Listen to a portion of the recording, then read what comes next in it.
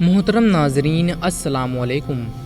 ایک بار حضور صلی اللہ علیہ وسلم کی بارگاہ اقدس میں ایک اونٹ بھاگتا ہوا آیا اور آپ صلی اللہ علیہ وسلم کے سر انور کے پاس آ کر کھڑا ہو گیا، جیسے کہ کان میں کوئی بات کہہ رہا ہو۔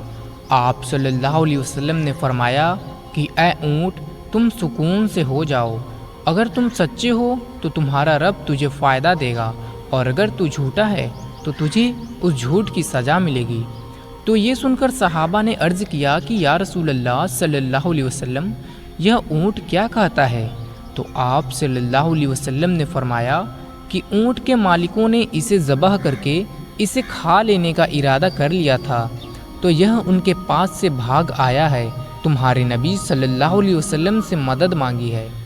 حضرت تمیم داری رضی اللہ تعالی عنہ فرماتے ہیں کہ ہم سبھی ابھی گفتگو میں مشغول تھے کہ اونٹ کے مالک بھاگتے ہوئے وہاں پر آ پہنچے، اور جب اونٹ نے ان کو آتے ہوئے دیکھا تو وہ دوبارہ آپ صلی اللہ علیہ وسلم کے سر انور کے پاس کھڑا ہو گیا۔ اب آپ صلی اللہ علیہ وسلم کے پیچھے وہ اونٹ چھپنے لگا، تو مالکوں نے عرض کیا کہ یا رسول اللہ صلی اللہ علیہ وسلم، یہ ہمارا ہی اونٹ ہے اور یہ 3 دن سے ہمارے پاس سے بھاگا ہوا ہے، اور آج یہ ہمیں آپ کی خدمت میں ملا ہے۔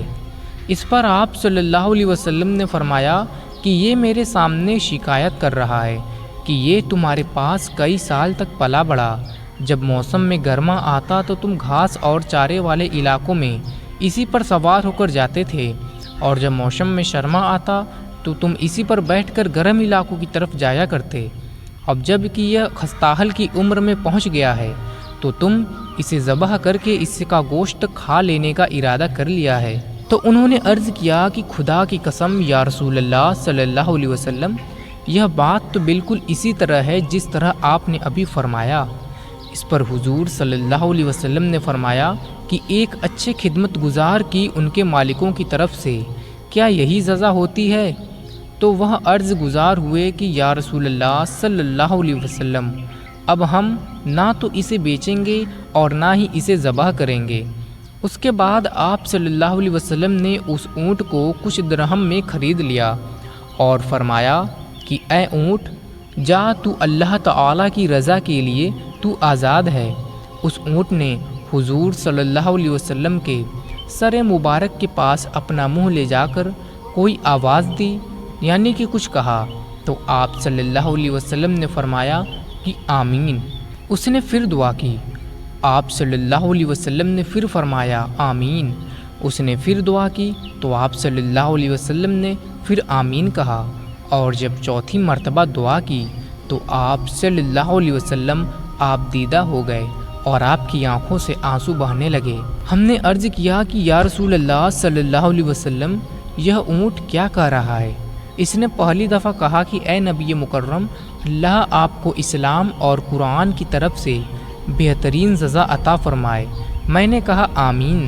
پھر اس نے کہا اللہ تعالیٰ قیامت کے دن آپ کی امت سے اسی طرح خوف کو دور فرمائے جس طرح آپ نے مجھ پر دور فرمایا ہے۔ میں نے کہا آمین۔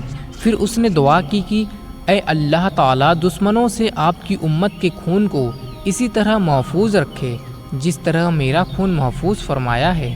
اس نے پھر کہا کہ اللہ تعالیٰ آپ کی امت کے درمیان جنگ جدا نہ ہونے دے۔ یہ سن کر رونا آ گیا، کیونکہ یہی دعائیں میں نے بھی اللہ تعالیٰ سے مانگی تھی۔ پہلی 3 تو قبول فرما لی، لیکن آخری دعا سے منع فرما دیا۔ جب جبرائیل علیہ السلام نے اللہ تعالیٰ کی طرف سے مجھے خبر دی ہے کہ میری یہ امت آپس میں جنگ کر کے فنا ہوگی، جو کچھ ہونے والا ہے قلم اسے لکھ چکا ہے۔ محترم حضرات، نبی کرم صلی اللہ علیہ وسلم کے حدیث مبارک میں جو لکھا ہے آج وہ بالکل سچ نظر آ رہی ہے۔ آج کے دور پر نظر دوڑائیں تو دیکھتے ہیں کہ مسلمان کس طرح سے ایک دوسرے کے خون کے پیاسے ہیں، ایک دوسرے کو کس طرح قتل کرنے کو تیار ہیں، فرقہ واریت کے نام پر ایک دوسرے کی جان کے دشمن بنے بیٹھے ہیں۔ جتنا نقصان مسلمان کا کیا ہے اتنا شاید کافروں نے مسلمان کا نہیں کیا۔ ہمیں چاہیے کہ ہم اللہ تعالیٰ کی رسی کو مضبوطی سے تھام لیں، فرقہ واریت کو ختم کریں اور ایک امت بن جائیں اور آپس کی نفرتوں کو ختم کر دیں۔ اللہ تعالیٰ ہم سب کو سمجھنے اور نیک بننے کی توفیق عطا فرمائے، آمین۔